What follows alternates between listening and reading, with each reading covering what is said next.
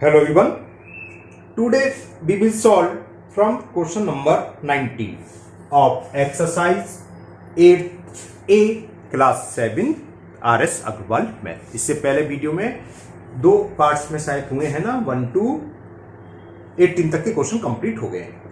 Now question number 19 and the question 19 is a bag contains rupees 750 in the form of rupee 50 paise and 25 paise coins in the ratio 5:8:4 to find the number of coins of each type। Question का मतलब क्या है, एक bag है उसमें total amount कितना है 750 rupees है और किस फॉर्म में, कुछ 1 रुपीज के कॉइन है, कुछ 50 पैसे के कॉइन्स हैं और कुछ 25 पैसे के कॉइन्स दे रखे हैं और उनका रेशियो दे रखा है 5:8:4। तो चलो पहले तो रेशियो लिख लें। तो हमें गिवन क्या है, रेशो अमंग ₹1 50 पैसे एंड 25 पैसे coins. It is given equal to 5:8:4। 5:8:4 दिख रहा है। ओके, अब टोटल अमाउंट हमें कितना दे रखा है बैग में, 750 रुपीज टोटल अमाउंट दे रखा है। बैग में जो एक बैग है उसमें कुल कॉइन मिलाकर कितने रुपए के इक्वल है, 750 रुपीज के इक्वल है। और यहां हमें दे रखा है नंबर ऑफ कॉइन्स की 1 रुपीज के 5 कॉइन्स है, 50 पैसे के 8 कॉइन्स है एंड 25 पैसे के 4 कॉइन्स है और यहां दे रखा है अमाउंट। तो पहले इस रेशो को कन्वर्ट करो इनके अमाउंट में। इनके अमाउंट से मतलब अगर हमारे पास 1 रुपीज के 5 कॉइन्स है तो रुपए कितने, उनकी वैल्यू क्या है। तो 1 रुपीज में तो सेम होती है, 1 रुपीज में जितने पैसे हैं जितने कॉइन्स उतने रुपए होंगे, लेकिन 50 पैसे में चेंज हो जाएगा। कैसे, मान लो 50 पैसे के हमारे पास अगर 4 कॉइन्स हैं तो उसकी वैल्यू कितनी है, मतलब कितने रुपए के इक्वल है, कितने रुपए के होंगे, 4 कॉइन्स कितने रुपए के इक्वल होंगे, 2 रुपीज के। तो फाइंड कैसे करेंगे, तो ये देख लो जो कॉइन्स है वो कितने रुपए के इक्वल होता है, उसका अमाउंट क्या है। जैसे 50 पैसे कितने रुपए के इक्वल होता है, 1/2। कैसे निकालते हैं, 100 से डिवाइड, सबको पता है ना। तो 50 पैसे 1/2 रुपीज के बराबर है, तो जितने रुपीज के बराबर जो कॉइन्स है उसका मल्टीपल कर दो ईच रेशो में उसके रेशो में, तो वो अमाउंट पर कन्वर्ट हो जाएगा। मतलब क्या है, ये तो था रेशो अमाउंट ₹1 50 पैसे एंड 25 पैसे कॉइन्स। अब अगर हम इसको अमाउंट में बदलें, वैल्यू में बदलें, तो इसी के नीचे लिख लो आप रेशो अमाउंट देयर वैल्यू या ₹1 50 पैसे एंड 25 पैसे कॉइन्स वैल्यू या देयर वैल्यू, मतलब इनकी वैल्यू कितनी है, कितने अमाउंट के इक्वल है। तो देखो 1 रुपीज में तो आपको पता है 1 रुपीज में कोई फर्क नहीं है। अगर 1 रुपीज के 10 कॉइन्स है तो 10 रुपीज होंगे, 5 कॉइन्स है तो 5 रुपीज होंगे। तो वैसे होता क्या है, जितने रुपीज के इक्वल होते हैं उसका मल्टीपल कर देते हैं। तो 1 रुपीज का 1 कॉइन्स 1 रुपीज के इक्वल होता है तो 1 का मल्टीपल हो गया। इस टू सेकंड किसका था, 50 पैसे कॉइन्स का, और 50 पैसे कितने रुपए के इक्वल होता है, 1/2 रुपीज के, है ना। तो 1/2 से मल्टीपल कर दो उसमें, तो ये इनकी वैल्यू निकल आई। वैल्यू से मतलब इनके रुपए निकला है कि जितने कॉइन्स है कितने रुपए के इक्वल हैं। इस टू 25 पैसे में सबको पता है 25 पैसे कितने रुपए के इक्वल होते हैं, 1/4 के। इसको सॉल्व कर लीजिए आप। 5:2 से 8 कैंसिल हो गया 4 टाइम्स, 4:4 से 4 1 बार कैंसिल 1। तो इस रेशियो कन्वर्ट हो गया उनकी वैल्यू में, देयर वैल्यू से तो उनके अमाउंट के बराबर जितने कॉइन्स हैं वो कितने रुपए के इक्वल है। तो ये आ गया 5 रुपीज, 4 रुपीज, 1 रुपीज, यानी कि 5 रुपीज के जितने भी कॉइन्स हैं उन सबकी वैल्यू 5 रुपीज है। 50 पैसे के जितने भी कॉइन्स हैं उन सबकी वैल्यू 4 रुपीज है और 20 पैसे के जितने भी कॉइन्स हैं उन सबकी वैल्यू 1 रुपीज है रेशियो में। Okay, clear. अब हमें गिवन क्या था, टोटल अमाउंट था 750 रुपीज। तो इस 750 रुपीज को इस रेशियो में डिवाइड कर दो तो कॉइन्स की वैल्यू निकलेगी कि 1 रुपीज की कॉइन्स की कितनी वैल्यू, मतलब कितने रुपए के इक्वल है, 50 पैसे के कॉइन्स के कितने रुपए के इक्वल है, सेम 25 पैसे कॉइन्स के कितने रुपए के इक्वल हैं। तो उसको डिवाइड कैसे करते हैं, पहले भी हमने बताया था कैसे डिवाइड करते हैं। सबसे पहले आप निकाल लो सम ऑफ रेशियो। तो first we will find the sum of ratio. It is equal 5 + 4 + 1 कितना आ गया 10। इन सबको ऐड कर लिया, 5 + 4 + 1 = 10। अब 750 को इसमें डिवाइड कर दो। तो लिखो अमाउंट ऑफ 1 रुपीज कॉइन्स, ऐसे लिखते हैं, जो अमाउंट ऑफ या value of amount of ₹1 coins, जो ₹1 कॉइन्स हमारे पास 1 रुपीज के कॉइन्स हैं, वो कितने रुपए के इक्वल, उनकी वैल्यू क्या है, कैसे निकालेंगे?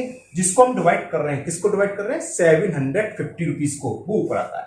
टोटल अमाउंट इनटू जिसकी वैल्यू निकालनी है उसका रेशो। 1 रुपीज का रेशो कितना है? 1 का पहला था 5 अपॉन सम ऑफ रेशो, है ना। मैं यहां ब्रैकेट में लिख दे रहा हूं, कौन सा फॉर्मूला लिखोगे आप? जिसको हम डिवाइड कर रहे हैं वो total amount into ratio, ratio short में लिख दिया, रेशो से मतलब जिस चीज का निकालना उसका ratio, upon sum of ratio.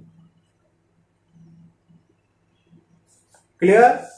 इसको सॉल्व कर लो, 0 से 0, तो ये हर बार 75 ही आएगा, और 75 इंटू 5 कितना हो गया? 5 5 जा 25, और 5 7 जा 35, और 2 37। यानी कि 1 रुपीज के हमारे पास जितने कॉइन्स थे उन सबकी इतनी वैल्यू है। 375 रुपीज के 1 रुपए के कॉइन्स हैं। तो नंबर ऑफ कॉइन्स कैसे निकालेंगे? अब इसमें से हमने क्या करा था? मल्टीपल का, इसमें डिवाइड कर दो। तो नंबर ऑफ कॉइन्स कैसे निकलेंगे? अरे सीधी सी बात है, देखो 1 रुपीज के आपके पास, हम कहते हैं 1 रुपीज के कॉइन्स हैं, और 10 रुपीज है टोटल हमारे पास, तो कितने कॉइन्स होंगे? 10 ही होंगे। 1 रुपीज में तो कोई फर्क नहीं है भैया, 1 से डिवाइड करेंगे 10 में तो 10 ही आएगा। तो नंबर ऑफ 1 रुपीज कॉइन्स एक तो ही निकलाया। Number of ₹1 coins 375 into 1, 375 coins. ये तो हो गए 1 रुपीज कॉइन्स, दिख रहा है? हाँ, है ना। ओके, अब हम किसका निकालेंगे? 50 पैसे के। तो पहले अमाउंट निकाल लो, 50 पैसे रुपीज के कितना टोटल अमाउंट है। ओके, निकालते हैं हम। तो आपका हो चुका, इसे इरेज कर देते हैं, इसे भी इरेज कर देते हैं। यहां तक क्लियर? अब 50 पैसे का निकालो सिर्फ, अमाउंट ऑफ 50 पैसे coins, amount of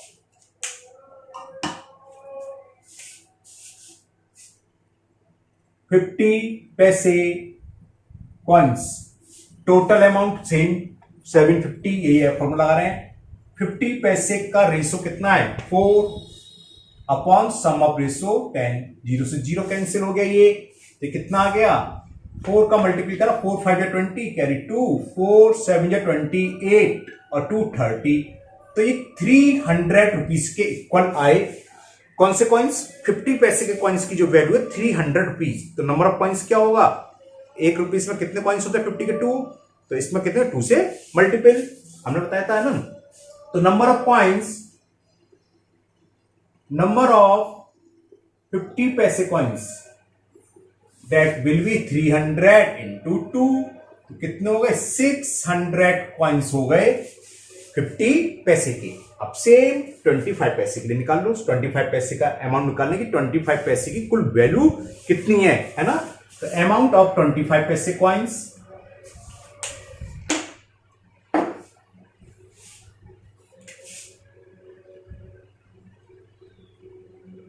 amount of 25 पैसे coins will be same formula, total amount कितने रुपीस को डिवाइड करना है? 750 रुपीस को।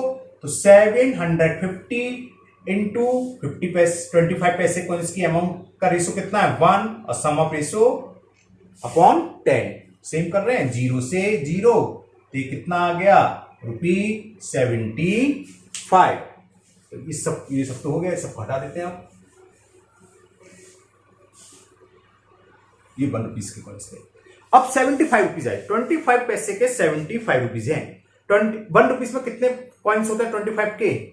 4। ओके, तो क्या करें इसमें? 4 से मल्टीपल कर दें हम। तो 4 से मल्टीपल कर देंगे तो नंबर ऑफ कॉइन्स निकलाएंगे। नंबर ऑफ 25 पैसे कॉइन्स विल बी 75 इंटू 4, 300 हो गया। ये 300 कॉइन्स। तो आंसर क्या हो गया? 1 रुपीज के कितने कॉइन्स हो गए? नंबर ऑफ कॉइन्स पूछे थे 375। तो आंसर मैं शॉर्ट में लिख रहा हूं, ₹1 के कॉइन्स हो गए 375। 50 पैसे के कॉइन्स कितने आए? 600 coins,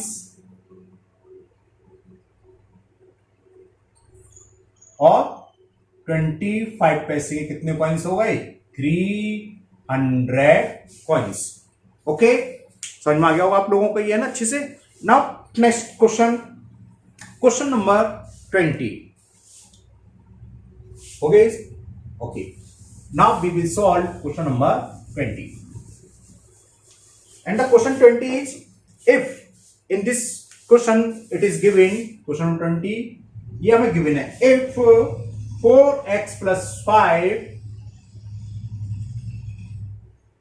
is to 3x plus 11, 3x plus 11 is equal 13 is to 17, तो find the value of x। Simple है ये तो है ना, चलिए करते हैं। इस टू का मतलब अपॉन में होता है, तो ये क्या हो गया? 4x plus 5 upon 3x plus 11 और it is equal 13 upon 17। As to b का मतलब ए अपॉन बी, इसी तरह हमने इसको अपॉन में लिख लिया। नाउ क्रॉस मल्टीप्लीकेशन कर लो। 17 का मल्टीपल किस में होगा? 17 into 4x plus 5 it's equal 13 into 3x plus 11। Okay, clear? Multiple करते हैं। 17 4 जा 68x, 17 5 जा 85, 13 3 जा 39x और 13 का 11 में मल्टीपल करेंगे 143। ओके, ट्रांसफर कर दो x को लेफ्ट हैंड साइड में और कांस्टेंट को राइट हैंड साइड में ले आओ, तो कितना हो ये? 68x minus 39x is equal 143 plus 85 को हम राइट हैंड साइड में लाएंगे तो माइनस का हो जाएगा, है ना। 68 में से 39 सेपरेट करो, 18 में से 9 गया 9 और यहां करेगा 5 में से 3 गया 29 आ गया। 29x इज इक्वल 13 में से 5 गया 8 और 13 में से 8 गया 5। ओके, तो x की वैल्यू कितनी होगी? The value of x will be 58 upon 29। 29 बन जा 29 टू जा, तो x की वैल्यू फाइंड करनी थी, so value of x is 2। Clear ना, समझ में आ गया? देख लीजिए आप, सामने लिखा आपके। Now next question number 21। ये देखो पहले, क्लियर? कोई डाउट तो नहीं किसी को? Okay, now question number 21।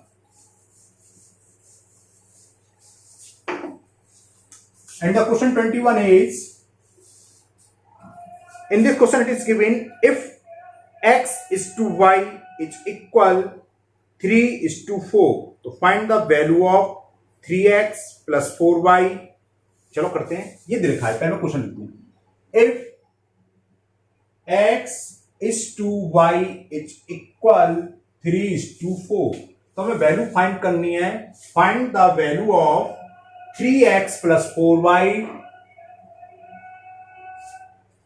is to 5x plus 6y। ये दिख रहा है आपको पूरा क्वेश्चन भी आ गया है ना?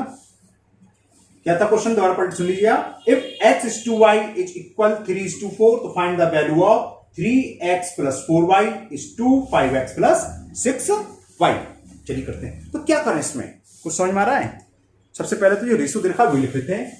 सॉल्यूशन इसका x is to y is equal 3 is to 4, तो x is to y का मतलब क्या होता है? x upon y 3 upon 2, तो ये वैल्यू हो गई x upon y की, यानी x upon y की वैल्यू क्या है? x upon y is equal to 3 upon 4। अब जो वो फाइंड करना है उसे लिखते हैं। Now 3x plus 4y is to 5x plus 6y। इसका मतलब क्या है? अपॉन में होता है, फ्रैक्शन में होता है, पता है ना? अपॉन 5x प्लस 6y, ये इक्वल इसके होगा a to b equal to a upon b होता है ना? अब क्या करें, इसमें न्यूमरेटर और डिनोमिनेटर दोनों में x के बजाय y से डिवाइड कर दो। आप लोग डायरेक्ट लिख सकते हो मैंने समझाने के लिए। हमने क्या करा? Divided by numerator and denominator by और बाई से क्यों करा? जब हमने बाई से डिवाइड करें तो x अपॉन वाई आ रहा, और x अपॉन वाई की वैल्यू है मालूम है यहां से from equation first we can put the value of x upon y. Okay clear? करा क्या? यहां लिख देते हैं डिवाइडिंग बाई इन न्यूमिनेटर को शॉर्ट में है ना, एंड डिनोमिनेटर को डी आर। पता ही आपको ये काम करा आपने, दिख रहा? दिखाता हूं, देखना पड़ता है। ये हो गया है ना, dividing by N numerator and denominator. Okay, अब क्या करेंगे? अब जरा यहां देखिए, एक सेकंड, थोड़ा कैमरा हिल गया। ओके, अब ये क्या हुआ? ये हो गया 3 इंटू एक्स अपॉन वाई, और वाई से y cancel, plus 4 upon 5 into x upon y, और प्लस वाई से वाई कैंसिल 6। यहां तक क्लियर? अब समझ में आ गया। From equation first x upon y की वैल्यू पुट कर दो। X upon y equal to किसकी है? 3 अपॉन 4। तो from equation first put the value of x upon y, it is equal to 3 into 3 upon 4, 5 into 3 upon 4, बाकी यही है। Bracket में आप ये वैल्यू कहां से आई? From equation first. क्लियर? इसको सॉल्व करते हैं। नीचे दिख रहा है? नहीं दिख रहा, उधर करते हैं। ये तो नोट हो गया आपका? इसे नोट कर लिया? तो मैं ऊपर इरेज करके नीचे इसके आगे ऊपर सॉल्व करता हूं।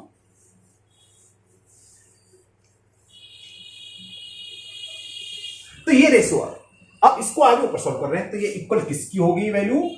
3 3 जा 9 अपॉन 4 प्लस 4, यही एलसीएम ले सकते थे, मैंने स्टेप बढ़ा दिया, कोई दिक्कत नहीं है। 5 3 जा 15 अपॉन 4 प्लस 6, तो ऊपर देखो एलसीएम क्या आएगा? 4, तो क्या आएगा? 9 प्लस 4 इंटू 4, 4 4 जा 16 अपॉन, यहां भी एलसीएम क्या आएगा? 4, तो ये हो गया 15 प्लस 4 का 6 में करेंगे 24।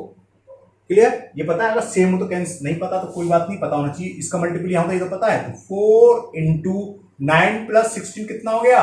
25, और 4 यहां आएगा, यार ये 4 यहां आता है, इंटू 15 प्लस 24 कितना हो गया? 39। 4 से 4 कैंसिल, तो आंसर क्या आ गया? 25 अपॉन 39 इज द आंसर। तो जो इसकी वैल्यू थी, जो मैं वैल्यू फाइंड करनी थी क्वेश्चन नंबर 21 में, उसका आंसर कितना हो गया? 25 अपॉन 39 आपके सामने है। स्क्रीनशॉट लेना, स्क्रीनशॉट ले लो, सॉल्व करना है तो नोट कर लो। Okay, now next question number 22। ये चीज समझ में आ गया, कोई डाउट नहीं है ना? अब क्वेश्चन नंबर 22 करते हैं, ठीक है ना? और same question number 22, same question number 21 की तरह, इसमें क्या दे रखा है हमें? x is to y is equal 6 is to 11। कौन सा था? 6 is to 11, ये तो मैंने दोहरा कर लिया। 6 is to 11, तो इसका मतलब क्या हो गया? x upon y is equal 6 upon 11। Clear ना? दिख रहा है ना? ओके, तो इसको डाल दिया इक्वेशन नंबर 1। अब जो हमें वैल्यू फाइंड करनी है, किसकी वैल्यू फाइंड करनी है? और ये है 8x minus 3y is to 3x plus 2y, 3x plus 2y। तो ये इक्वल किसके होगा? a is to b equal to a upon b, तो a अपॉन बी के रख लो उसके, तो क्या हो गया? ये इक्वल किसके होगा? 8x minus 3y upon 3x plus 2y। Clear?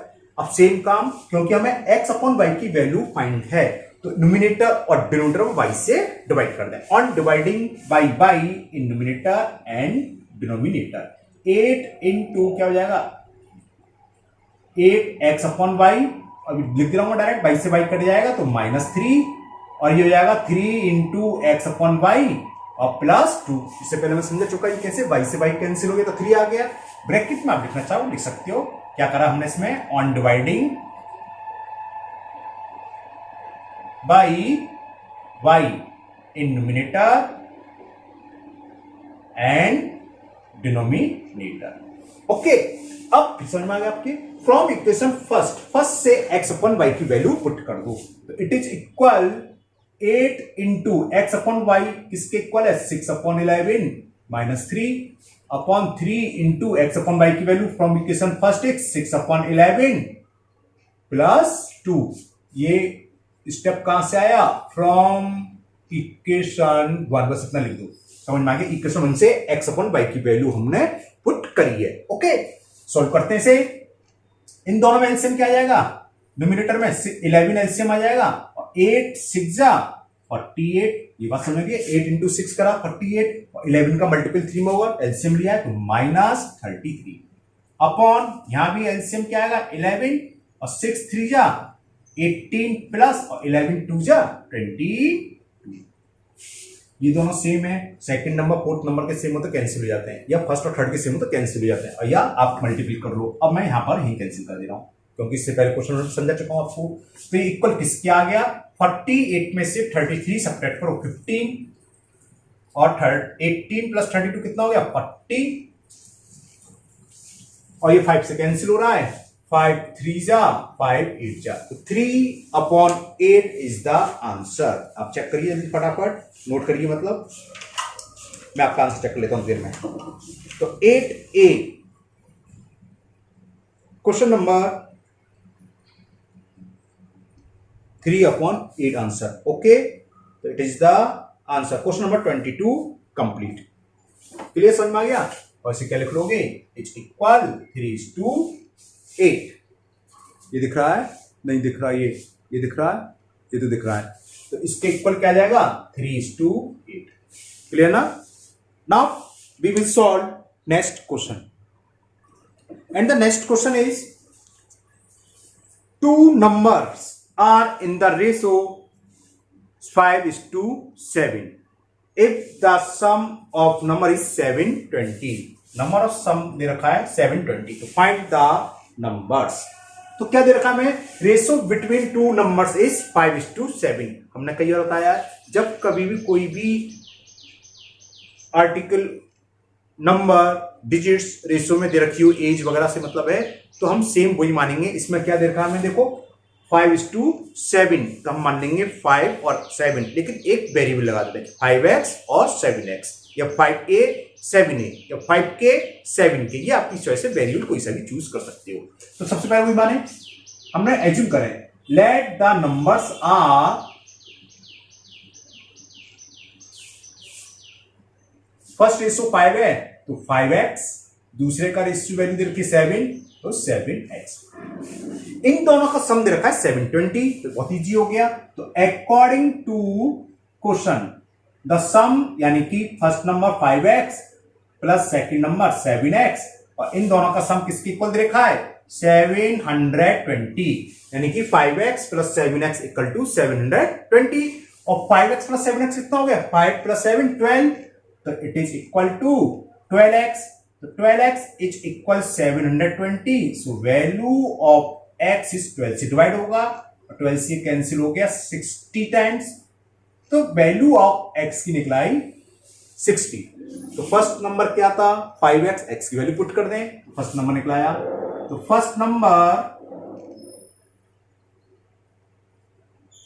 Number is 5 into 60, किसके इक्वल हो गया? 300 के। Same second number is 7x, second number का दूसरा तरीका भी था, दोनों का कम सम कितना दे रखा है? 720, तो 720 में से अगर हम 300 माइनस कर दें 420 हो गया ना, तो सेकंड नंबर हो गया। या आप इस तरह से निकाल दो, एक्स वैल्यू पुट कर दो, तो second number is, answer same आएगा, आंसर में कोई फर्क नहीं पड़ेगा। तो देखो आ गया 420, second number 420 and first number is 300। Okay, तो इसको आप नोट कर लीजिए। Now second last question number 24, and the question is which is greater. Question number 24 के 4 पार्ट्स हैं और हमें बताना है कौन सा रेशो ग्रेटर है। फर्स्ट इज 5:6 ये रहा, और 7:9, इन दोनों में कौन सा रेशो ग्रेटर है। तो दो तरीके होते हैं, देखो पहले से लिखना। 5:6 का मतलब क्या होता है? 5/6, और 7:9 का मतलब 7/9। तो अगर दो ही नंबर दे रखे हैं तो हम शॉर्ट तरीका करेंगे क्रॉस मल्टीप्लिकेशन से, है ना। हमने फ्रैक्शन का कंपेयर करना सीखा है, फ्रैक्शन ही तो ये फ्रैक्शन ही तो 5/6, तो क्या करते थे? क्रॉस मल्टीप्लाई करते थे 5 into 9 और 6 का मल्टीपल 7 में 45 और ये 42। किस साइड का नंबर बड़ा, ये इस साइड का रेशियो ग्रेटर होगा। तो लिखोगे since 45 is greater than 42 therefore 45 के बराबर कौन सा रेशियो है, 5:6। तो 5:6 इज ग्रेटर देन, ऐसे लिख लो इज ग्रेटर, बस इतना भी लिख सकते हो आप, पूरा लिखना है, पूरा लिख लो इज ग्रेटर देन 7:9, या सिंबल लगा के भी छोड़ सकते हो। समझ में आ गया है ना, सिंपल, क्योंकि हमें रेशनल नंबर में कुक करें, फ्रैक्शन भी कुक करें। Okay, now second part, and the second part is 2:3। हमें ये बताना है 2:3 और सेकंड क्या है 4:7, इन दोनों में कौन सा रेशियो ग्रेटर है। तो लिख लें 2:3 का मतलब 2/3 और इसका मतलब 4/7। तो बाई क्रॉस मल्टीप्लिकेशन ये कितना आ जाएगा 2 × 7 और ये आएगा 4 × 3 14 और ये आ गया 12। फिर क्या है 14 ग्रेटर है, तो लिखोगे since 14 is greater than 12 therefore इस साइड का रेशियो यानी कि 2:3 इज ग्रेटर देन 4:7, है ना, समझ में आ गया होगा। 2:3 is greater than 4:7। Okay, now next part, and the next part is 1:2 और 4:7, इन दोनों में कौन सा रेशियो ग्रेटर है। तो कोई सेम अभी जो कहा था वैसे कर लो। 1:2 का मतलब 1/2 और ये हो गया 4/7। क्रॉस मल्टीप्लाई करेंगे 7 बन गया 7 और 2 4 जा 8। तो कौन सा बड़ा है 8, since 8 is greater than 7 therefore 8 किधर सेट का, तो यानी कि 4 मतलब 8 इस साइड है, तो सेट का रेशियो क्या है 4:7। तो 4:7 is greater than 1:2। Okay, now last part, fourth part, और दैट इज 3:5 और 8:13। अब हमें बताना है इन दोनों में कौन सा रेशियो ग्रेटर है। सेम प्रोसीजर, इसे लिख सकते हैं हम 3/5 और इसको क्या लिख सकते हैं 8/13। फिर क्रॉस मल्टीप्लिकेशन कर रहे हैं ना, 13 3 जा 39 और 5 × 8 40। समझ में आ गया, डायरेक्ट लिख देना, दिखा रहा हूं 13 × 3 39 आ गया और 5 × 8 40। अब इन दोनों में कौन सा ग्रेटर है, 40 ग्रेटर है। तो since 40 is greater than 39 therefore इस साइड का रेशियो क्या है 8:13। तो 8:13 ratio is greater than 3:5। Okay, समझ में आ गया। Now last question, question number 25। अब इस क्वेश्चन का एक दूसरा मेथड भी था, क्या था, इसको हम लाइक फ्रैक्शन, जैसे क्या 1/2 और ये आया 4/7, ये अनलाइक फ्रैक्शन है। अगर हम इसको लाइक फ्रैक्शन में कन्वर्ट कर लेते, यानी कि डिनोमिनेटर को सेम कर लेते, तो कौन सा रेशियो बड़ा होता है, जिसका नोमिनेटर बड़ा होता है। उस तरीके से भी कर सकते हैं, वो मैंने इसलिए बताया क्योंकि नेक्स्ट क्वेश्चन वो उसी मेथड से होगा कि कैसे हम लाइक फ्रैक्शन में कन्वर्ट करेंगे, है ना, तो वो वहां सीखेंगे।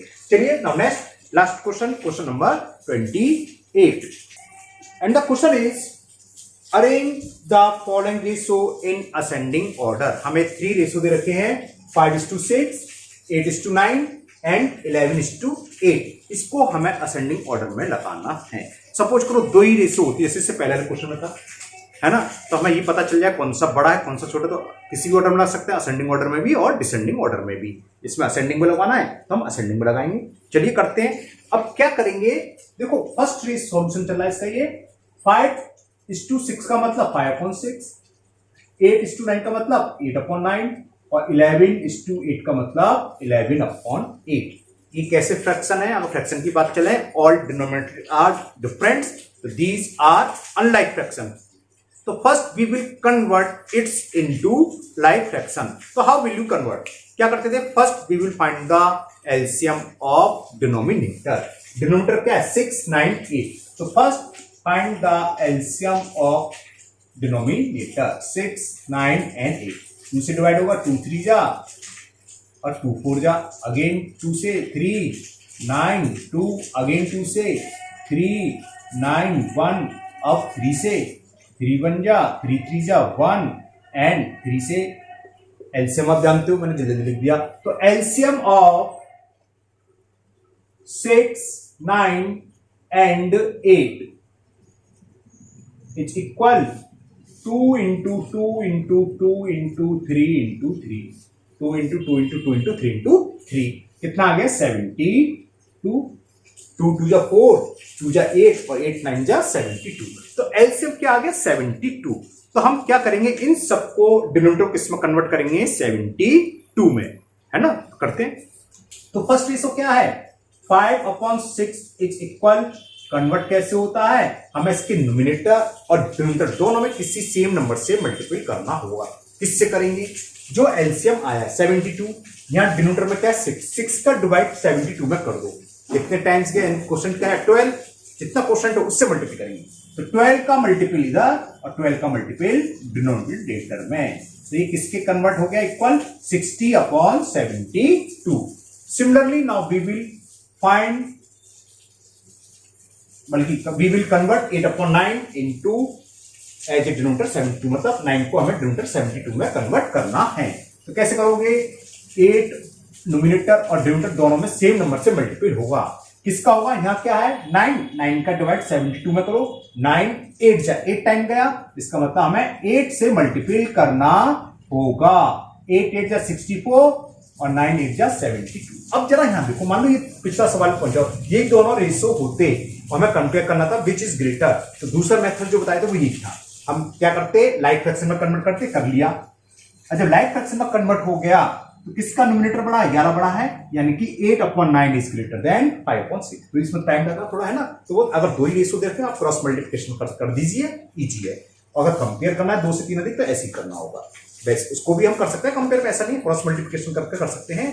पहले 2 का कंपेयर कर लो कौन सा बड़ा है, उसको रख लो, फिर दूसरे तीसरे से करो, ऐसे